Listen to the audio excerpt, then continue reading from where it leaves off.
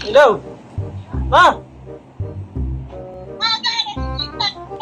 Pakinggan mo ako, may sabihin ako. Utang pa man libo, may abayaran lang ako. Alam ko nakita ng tindahan mo. Utang mo na 5,000. Padala mo. Wala pa 5,000. 10,000? Eh, ilan ba? No, gaga mo naman mag-inom. At nagatakal na yan. Ano, dyan si Kulintap?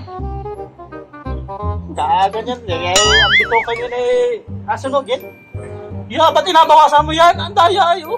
Nagatakal na inatungga yung kaunti. Ang daya magtakal. Ha? Ha?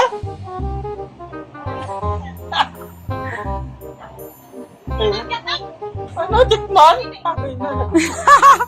Grabe ka ma. Inabawasan mo yung inabinta mo.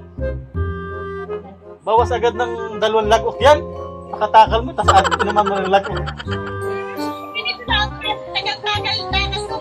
Eh, paano ininom mo? Kaya nabawasan bago abigay mo doon sa bumili. Ha?